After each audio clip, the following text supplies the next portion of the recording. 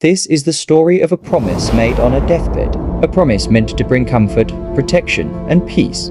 But sometimes the things that watch over us aren't made of light. Sometimes the things that cling to a family line have their own intentions. And sometimes a blessing looks a lot more like a curse. This is the tale of 10 marks, 10 signs, and a guardian that should have never been seen.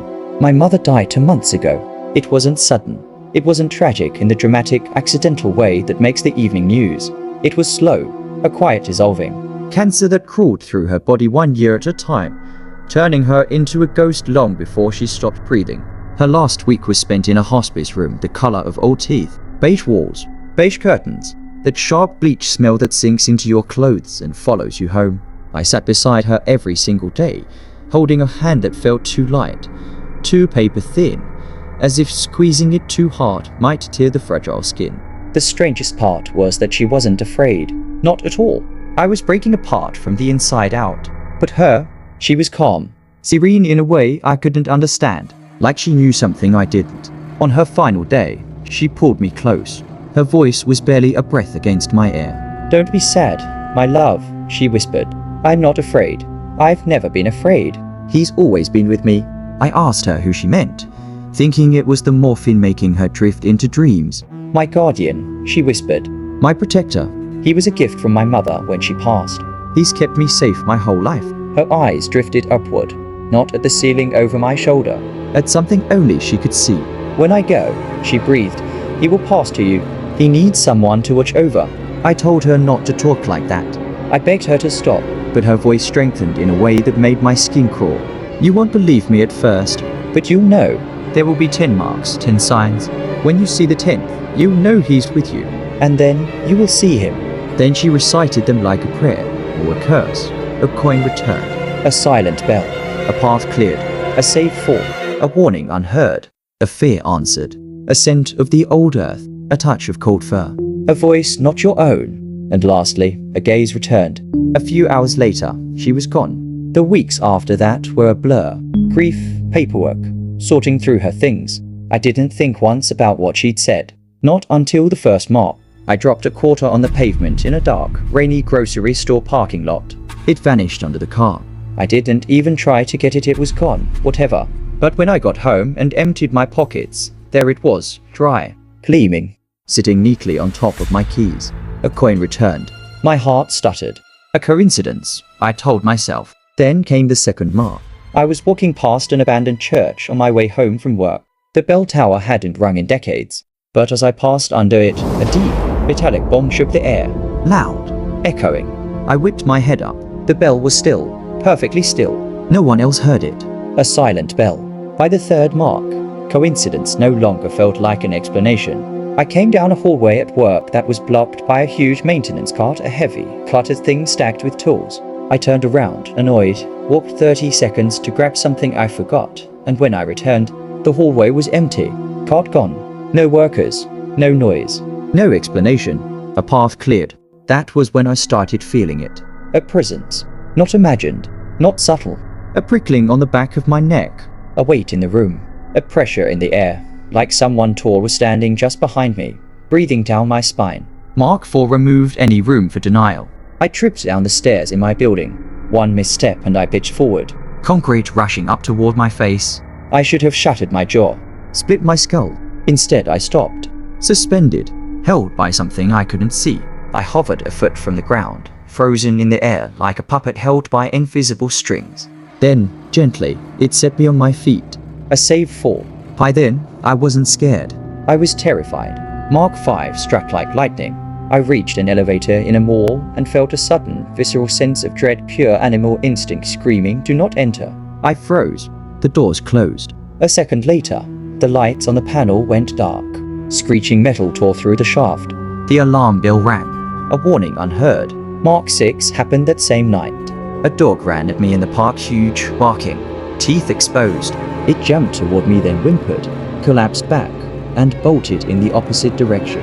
A fear answered. That's when I began to see it. Not fully, never directly, but in reflections in the black screen of my TV. In a darkened window at night. Always a silhouette, tall, stooped, arms too long. Something hunched, watching me. Mark 7 arrived as a smell. Wet soil, damp hair, heavy animal musk. It seeped into my apartment at random hours, as if something tracked mud across the carpet of reality itself. A scent of the old earth. Mark 8 was a touch. A cold, bristly brush against my fingertips as I lay in bed. Coarse. Animal. Fur. I jerked upright, screaming, but the room was empty. A touch of cold fur. 2 marks left. Sleep stopped. Eating stopped. Living stopped. Every shadow looked wrong. Every sound felt deliberate.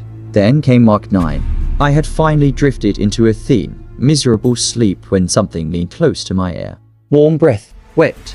Guttural whisper. A voice. Not human. 1 word. 1 meaning. Mine. A voice not your own. I spent the entire night in the corner of my living room holding a baseball bat like that would do anything. And tonight, the 10th mark appeared. The final sign. A gaze returned. I saw it. Not in a reflection. Not in the corner of my eye. It stepped out of the hallway, into the light, and looked me directly in the face. And that's when I learned. My mother's guardian angel was no angel at all. The moment its eyes locked on mine, something inside me changed. It was not a sudden terror or an instinct to run. It was a collapse. A quiet, heavy realization that everything I thought I understood about life, death, protection, and danger had been wrong in ways I never had the capacity to imagine. The guardian tilted its long goat-like head as if studying me. Its yellow eyes were deep, bottomless pits of intelligence. Not the intelligence of a person or an animal. Something older. Something that had watched humans rise and fall long before my family existed. Something that had followed my mother every day of her life. Something that had now chosen me. I could not speak. I could not move. All the lights in my apartment seemed dimmer, like the creature was absorbing them. The shadows behind it stretched in unnatural ways, bending along the walls like liquid. Finally, it took a single step forward. Not a stomp or a lunge. Just one gentle, deliberate step. The floorboards did not creak. The air around me tightened. My lungs locked. My heartbeat punched the inside of my chest. It raised its head and looked directly into my eyes again. And it nodded. It nodded. A gesture almost human, almost reassuring, almost comforting. But nothing about it was comfort. It was acknowledgement. Acceptance. Recognition. The way a collector acknowledges a piece that now belongs in its possession. Its long arms shifted slightly. The thick, matted fur rustled. It opened its mouth. Rows of sharp, uneven teeth glinted. But it did not roar or speak. It breathed out a hot gust of air that smelled of dirt, old stone, and decay. Then it moved. One blink. That was all the time it took for it to cross the room. It passed me without touching me, without even looking at me again. It simply walked to the far corner of the living room, turned, and stood facing me, watching. It meant no harm. I knew that. I felt that. The way a person feels gravity, the way you feel heat near a flame. It would protect me. Always. But protection is not kindness. Protection is control. Protection is possession. And now it possessed me. I backed into my desk chair, hands trembling, and finally found my voice. What do you want? I choked out. It did not answer. Its head tilted again. It blinked once, slowly, and then I understood something horrible.